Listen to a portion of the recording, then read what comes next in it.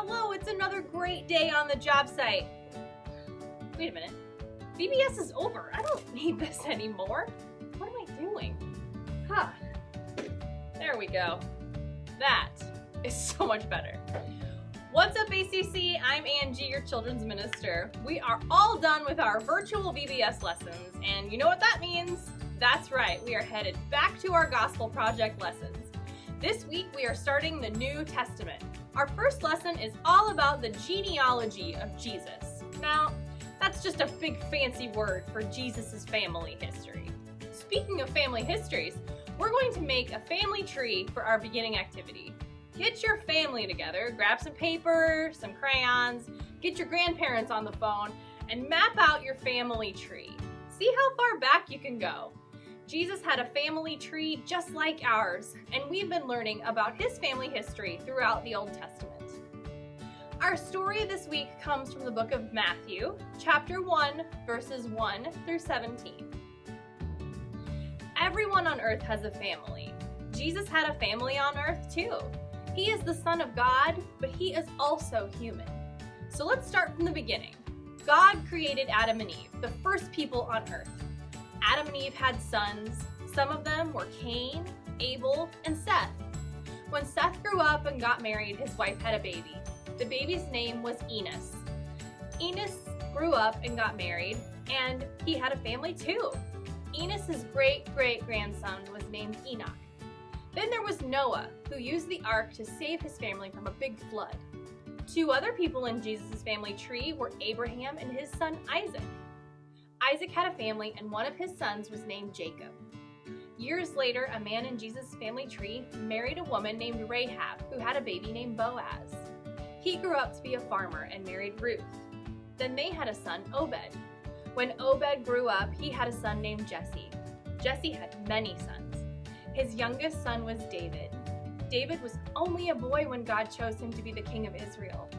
And David was not the only king in Jesus' family tree. David's son Solomon was a king too. There were many kings in Jesus' family history. Then came Jacob.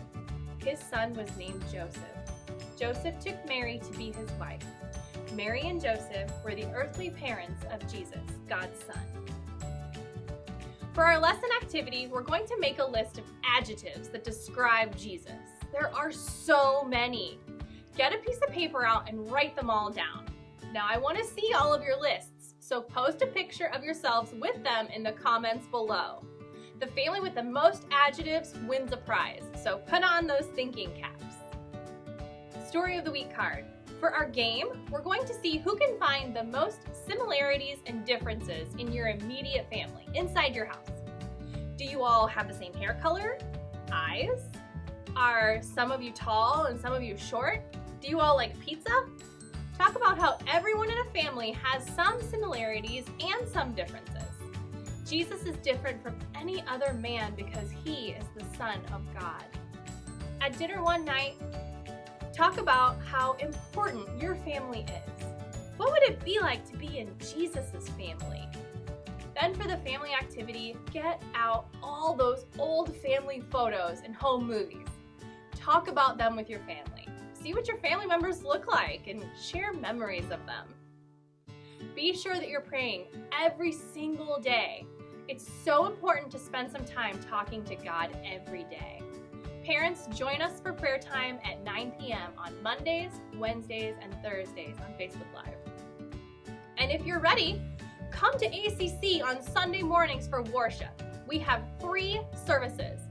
Our 8 a.m. service is led by Pastor Steve with traditional hymns. Our 9:15 service is like our classic service, and our 10:30 service is our contemporary service. We don't have children's classes yet, but I have lots of things to help you worship with your family in the sanctuary. Parents, you'll receive a survey soon asking you some questions about classes. And that's all I've got for this week, guys. What did you think about our first lesson in the New Testament? I know it was a lot to cover, but it's good to know the history of Jesus' family. All of the people we talked about today were a part of God's plan to send his son to die for us. Jesus paid the price for our sins so that we can be closer to God.